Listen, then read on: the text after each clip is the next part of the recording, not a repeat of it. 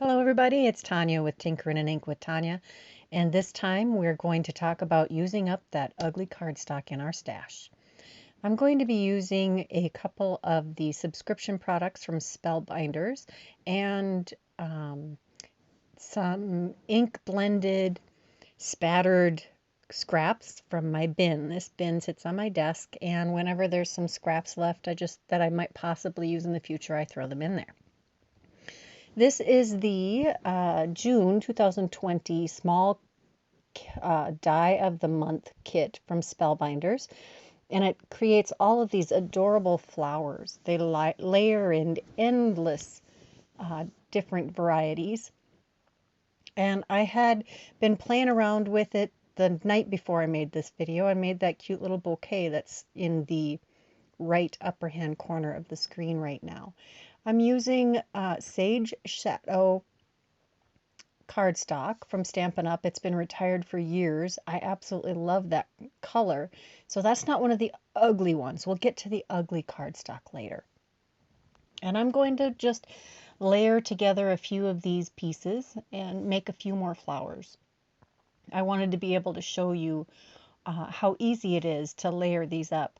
This is poppy type, maybe peony, could be tulips, all kinds of different flower varieties that are in this cup shape. And I'm adding the two little outer petals and the center petal that would be closest to us. And I just threw in a little bit of that spiky center in there. And I'm really enjoying how that looks with the other two colors. So I'll add that to a stem. I'm using the Barely Art Precision Glue, and it is, yes, I will continue to sing its praises. I do adore it. I realized while watching someone else's video that I had attached my leaf upside down, but you know what? It works. This is the correct way, the one I just attached, and I had attached it the other way to the bouquet last night. I'm adding a little bit of darker green. It's whatever happened to be on my green blending brush for dye-based inks, and put that on there, and I glue the additional flower to this bouquet, and it's super cute. Now I need to figure out how I'm going to use it.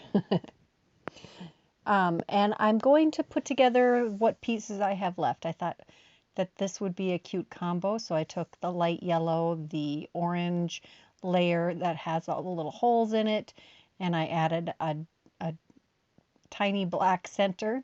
And then I have just a few pieces left. The larger 5-petal flower, which I'm going to take the little dot center again also. I shouldn't say little, there is a little dot, but the flower center that has lots of little pierced holes in it, and the spiky one in the yellow.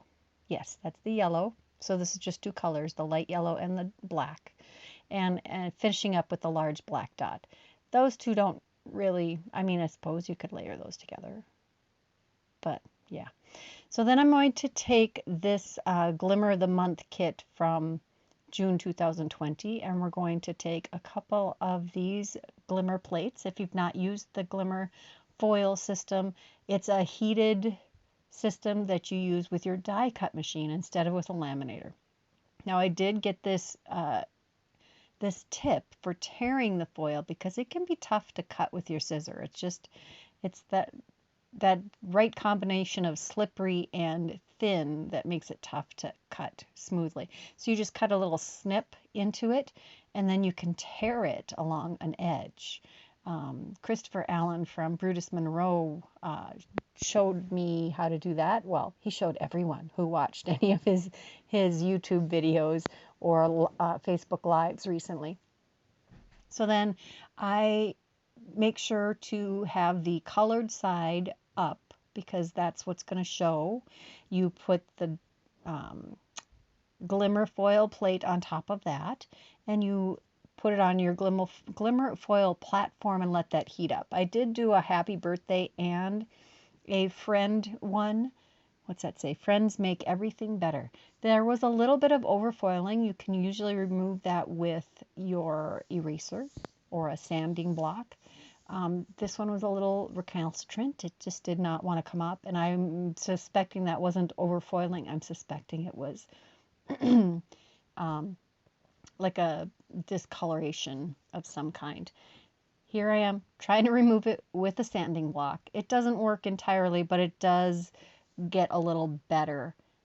And I'm thinking, well, I'm not going to go foil another piece because I don't want to go dig through my, I'm lazy. I didn't want to go make another one. I could have as much time as I fussed and fiddled with it, but there we be. So now this is the ugly cardstock. I have probably 30 sheets of 8.5 by 11 of this color, which I'm looking at it on the screen and it doesn't look that bad. And it really isn't a horrible color. It's just really hard to make work with other things. It's called Summer Starfruit. It was an in color from Stampin' Up! Several years ago, and it has a weird green undertone to it. So it's tough to make match with other things. Now, the ink pad I'm using here is a Distress Oxide ink pad, and I've talked about this before. About a year ago, I finally got all of the Distress Oxide ink pads, and I got all of the Distress Oxide refills, and my grandson was over. And he had seen me messing with them, shaking the bottles, and re-inking a pad. And that night, in the middle of the night, he got up and he decided to re-ink Grandma's ink pad for her. Only he re-inked, he picked 2 oranges. That's pretty incredible. And he re-inked my Carved Pumpkin ink pad with Spiced Marmalade, which turned out to be quite a blessing. It's actually a great combo. So I used the Honeycomb Stencil from scrapbook.com and inked over the top of that Summer Starfruit cardstock. And it is no longer an ugly cardstock. It worked out beautifully. Now, I will mention that pixie spray would have been a very good idea. I kept having to realign that. And I spattered it with some Inca Gold yellow gold that I had mixed in a spritzer, and I just took it out and tapped it. So then I cut it out with, boy, I'm behind. Okay, so this is a Spellbinders scored and pierced die, rectangle die, that I'm going to cut out the sentiment panel with, and I also embossed it. So you use the embossing mat and the silicone mat, and you can get the embossing. So that's the sketch I'm using. And the honeycomb piece, I die cut with an A7 double stitched rectangle from Honeybee Stamps. I use that almost all the time. I'm making another 5x7 card. 5x7 cards and slimline cards are my favorite sizes. I'm also using coaster blanks as my dimension, and they're like 4, just shy of 4 inches by 5 7/8 inches long, the coaster blanks I was using there, so I just trimmed those to fit. And that is a 7x10 piece of 110-pound Nina Solar White cardstock that I scored at 5 to make a 5x7 card. So we'll apply that honeycomb panel to the card front with the Barely Art Precision Glue. Also going to take some scraps of the coaster blanks and glue those to the back of the sentiment panel. Now I should have waited, although it really doesn't make that much of a difference, to apply dimension to the back of that. Here I'm trying to figure out how best to set up this card front. Those stems aren't very bulky, but they don't make it easy to lay things flat. I am going to trim off some of the stems because we don't need them all the way under there, and it'll just fit better. So I'm fussing and fiddling around with that, and I do have to figure out how to include a little banner across underneath that.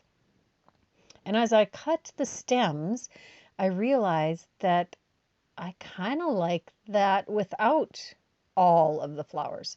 I grabbed some ribbon from my stash, and I have an extensive ribbon stash as a result of having been a Stampin' Up! Demonstrator for several years. And this is some burlap, I think, or naturals. I don't know if they even carry it anymore. So I just cut a piece of that quick And I'm going to use a little bit of score tape to adhere that to the card base. And I found in my experiences that it's best to put the score tape down on the card and then the ribbon down on top of it. It doesn't get all wonky that way. So I'm going to put the sentiment panel down, but the extra chipboard piece there kind of gets in the way. That's another nice thing about coaster blanks. They're easy to adapt. I mean, you can trim it, you can peel it off because it can peel off in layers. And this is where I've discovered that, oh, wait, I like just the yellow flowers. They really stand out nicely against that background. So I'm going to set those other two aside, and we'll figure out how to use those later. And I'm going to take another of the leaves and adhere that. Just some quick glue on the stems, and we'll stick those in that gap underneath. Some chipboard pieces. Sorry, I keep saying chipboard. Just know that when I say chipboard or coaster blank is what I mean. There is no chipboard. It is about chipboard weight, or thickness, I should say. But anyway, adding little pieces behind the flowers because I want those to have a little bit of dimension. Using my reverse tweezers makes it super easy to hold on to things and tuck them under the layers. That tulip-like poppy, I don't know. You tell me, is it a tulip? Is it a poppy? Is it something else entirely? I think you could make it whatever you want it to be. Now that one doesn't officially have a stem, but you can't really tell. It's kind of hidden. And we're going to take that last larger yellow flower and we're going to stick that on the corner of the sentiment panel. And that about finishes up the front of the card. Oh wait, no, we must embellish. So we've got some glass beach and some glass slippers embellishments from Trinity Stamps. And I'm going to fuss and fiddle with that. I fuss and fiddle a lot. Those are my clean version words for that. Remember, I am an emergency room nurse. Yeah. I could have a very colorful vocabulary, but for you all, I am editing it. I am engaging the filter. So I am choosing mostly clear or yellow to kind of that minty green colored embellishments out of the glass beach, and the glass slippers are a white iridescent, so they just kind of take on the colors of what's around them, and I'll glue those on with the Barely Art glitter glue again, precision glue. Boy, I can not speak very clearly at times. Did I mention that the foil I used on the sentiment is called Tangerine, and that's also available through Spellbinders. I do have all of the products that I used, most of them. If I could find it, I listed it in the link below. If you're interested in any of the products I used on this project, you'll find the list with links in the description box below this video. I am using the the stencil on the inside of the card. I think that's going to be my thing. I'm going to be doing that all the time. I really appreciate all of you that click on my affiliate links and make purchases. It really helps me be able to make more of these videos. If you haven't subscribed to my channel, now's a good time. Be sure you click the bell icon so you get notified of any future videos I make. I'll see you soon. Stay happy, healthy, and crafty. Bye-bye.